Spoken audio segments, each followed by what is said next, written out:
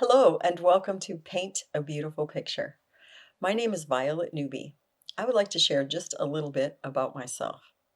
I am a mom, a grandmother. I'm a registered nurse who has taken care of women and children for over 35 years. I have been a teacher for a very long time. I have taught everyone from preschoolers to preteens and teenagers to adults at the university level. I am the author and the developer of a series of character building ideas for parenting. And what I would love to share with you is how you can be a more effective parent with healthier and happier children. So please come and join me on this journey in painting a beautiful picture in your child's life. Thank you once again for joining me on Paint a Beautiful Picture. Yesterday we talked about forgiveness, and I want to go back to it just for a moment. People go, I'm not going to forgive that guy. You don't know what he did. He doesn't deserve it. There's a really wise statement, and it said, and believe it or not, this was Nelson Mandela that made this statement. Holding on to bitterness and unforgiveness is like drinking the poison, waiting for the other guy to die. Forgiveness doesn't do a lot for the other guy, although it does some, but it does do an awful lot for us. Because when we don't forgive, and I know every human being I've ever talked to understands this, even little kids.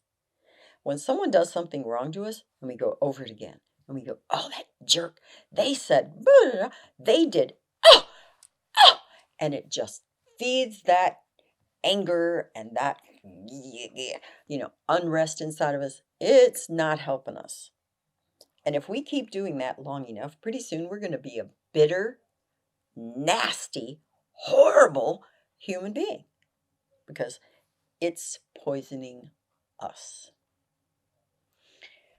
When you really do forgive the other guy and you let it go in your mind and you let it go in your heart, you are giving your own self a peaceful inner life. And when everyone in your family learns how to do this, you're giving yourself the opportunity to have a peaceful family. Don't ever underestimate the power of forgiveness. Just really wanted you to have that one. Okay, so again, in the step-by-step process of developing as a parent, and frankly, even as a person, you need to get counsel. I told you the other day, if you need to go to counseling, by all means, go to counseling. For real, okay? Don't hesitate about that. But let me tell you something. Do you know that a couple hundred years ago, there was no mental health profession? It didn't exist. Because you know why? Women would get together and they'd hash it out. They'd hash it out with their mama. They'd hash it out with their aunt. They'd hash it out with their sister. They had a whole group of women around them. Pretty much in our society, in our culture, we don't have that anymore, but we need it. So as a mama, you need to find an older mama. Someone with teens or even someone with adult children. Maybe an aunt, maybe a neighbor, maybe someone at your church, maybe a friend. Just get your hands on somebody really who can give you good counsel. You say, boy, this has been going on and did, and they say, yeah, that happened to me. Or I know someone that happened to, and here's what you need to do. Okay? And guys, oh dads, please listen to me. Guys aren't really big on discussing their problems or going to talk to someone. I mean, life has to kind of really fall apart before you're going to go talk to a counselor. And yet, it doesn't mean that you don't need counsel. It just means you've grown up in a culture where you're the guy and you're supposed to be tough and you can handle this. Do you know the toughest guy on the world still needs help sometimes? Great Scott, you and I both know when you're lifting, you got to have somebody to spot you. Yeah. Hello, dude. Don't be telling me you don't need somebody. Just get real with yourself and find someone that you can trust who's not going to, make fun of you and blab your stuff all over town. But don't be thinking you're going to do this alone. Get yourself some good counsel. Then You really need to consider. I mean, seriously consider. What does my home look like? And what could my home look like? And what do I have to do so that that can happen? Consider your life. Consider your future. Consider your home. Okay? And you know what? You probably have to confess some stuff. You might just need to confess it to yourself. I'm really big on this because I learned how powerful it was way more than 20 years ago, probably more than 30 years ago now, actually. That is get in front of a mirror, look yourself right in the eyes, and admit to yourself, confess, you know, I'm kind of a jerky human. Wow, we don't want to hear it, right? We don't want to hear it from somebody else. It's even harder to hear it from us, our own selves. Okay, I told you before, I have a pretty bad temper. When I was younger, I had to get in front of a mirror and confess, Violet, I have a really bad temper. And you know what? It's hurting me. It's hurting my kids. It's hurting my marriage. And then I looked right in the mirror and said, and I forgive you. Now let's move on, girl. There is a lot to be said for confessing the truth, even to yourself. And of course, it doesn't hurt to confess it to another person.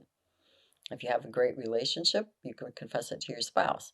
If you don't want to give them ammunition to come back and tear your life apart later.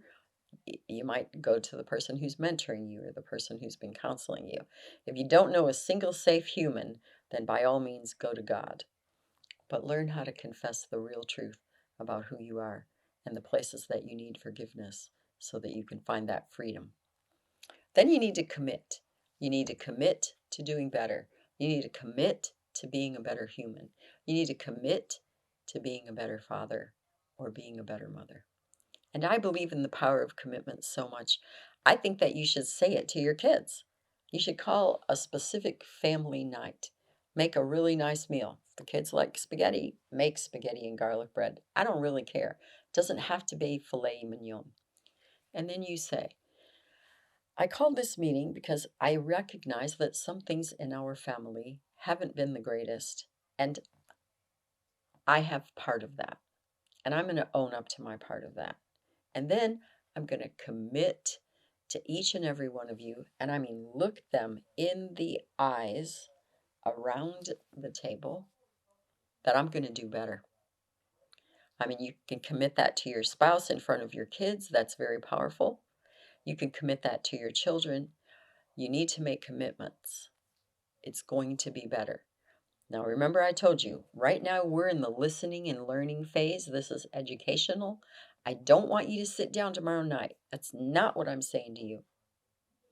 But at some point coming in the next few months, I would like you to, in your mind, imagine what it will be like the day that you sit with your children and your spouse and commit to certain things happening in your life so that you're going to be a much more effective parent. I want you to chew on that one. So you need to train yourself. You need to train yourself to have self control. You know, I want to do this already. I see I've really been messing up, and oh my word, I can't wait any longer. Like, I need to do this today. No. Train yourself to be patient. Again, when your kids are 7 or 8, when they're 10 or 12, I promise when they're 15 or 16, you are desperately going to need patience. You might as well start learning it today. Train yourself to wait. Train yourself to have a certain measure of self control, to think and plan ahead, not to act so quickly and so without thinking it through that all you're going to do is cause yourself more trouble. Train yourself to think, train yourself to meditate, train yourself to learn, train yourself to plan and prepare, train yourself to have patience because anything worth having is worth waiting for. And then tutor yourself. A lot of other people can teach us things, but you know what? We're not as dumb as we might sometimes think. Maybe you don't think you are, but certainly when I was young, I thought I was a moron. And actually, I have proof of that. So I've done a lot of stupid things in my day, and all of us do. Welcome to being a human. But tutor yourself to learn, tutor yourself to pay attention. When your internal warning system is going off, oh, please teach yourself to listen. Your heart and your mind know things about you. If you're around a person, they just give you the creeps. Yeah, don't become good friends with that person. You understand what I'm saying? Tutor yourself to listen to your own internal barometer and your own internal sense of things, and tutor yourself to pay attention to what's going on around you and how you're reacting to it. Learn every day. It's really a good thing. Okay, now here's my challenge for the day. I really want you to think about this. You have three things here that I'm going to tell you. You need to meditate, then you need to mention, and then you need to maximize. You need to meditate on what you're learning. You need to meditate on where your problem areas are. You need to meditate on steps to take in order to do it differently. You need to meditate. I don't care if you take one single thought and go, okay, today, this is what I'm going to meditate about. Okay? Wow, I'm really going to meditate about forgiveness today. Huh. Okay. I haven't been great at forgiveness in the past. I have carried a lot of bitterness and anger in my heart. I'm constantly bringing stuff back up again. Yeah, I'm pretty lousy at forgiveness. Okay? I'm going to meditate on what forgiveness is going to do for me. It's going to give me peace of mind and heart. It's going to change the atmosphere in my home with my spouse and with my kids. I'm really going to meditate on this today. Meditate on something each and every day. Then mention it. Mention it to your mate. Mention it to your friends. Mention it to your coworkers. Mention it to somebody. In the past, I've noticed I haven't really been very good at forgiveness, but I'm working on it. I've really been thinking about it. Tell me what you know about forgiveness or what you think, or did you ever have a hard time in your lifetime forgiving something? Mention it. Bring it up for discussion. See what other people might have to contribute. Or maybe you have something really worthwhile to contribute to them after you've meditated on it. And then maximize it. Say, okay, now I've learned, now I've really processed this and evaluated that I wasn't great. Whew, now I'm going to maximize on what I learned. Okay? I'm going to share a brief part of a story of a woman that I heard at a conference.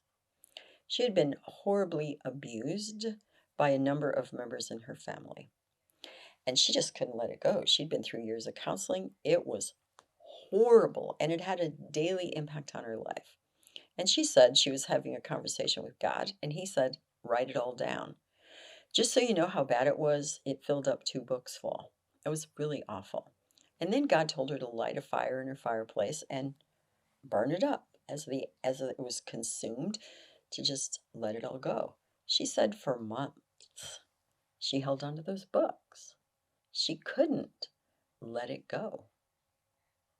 And finally one day, and it was a hot day, she lit a fire in her fireplace. She said one of the hardest things she ever did was put those books on the fire. Okay, we all really struggle with hanging on to things or letting things go. You're not alone in that. She said when she finally put them on the fire, she just stood there and cried and cried. But as she watched the fire burn those things up, she could finally let them go. She had no idea there was so much freedom available to her. Do you know?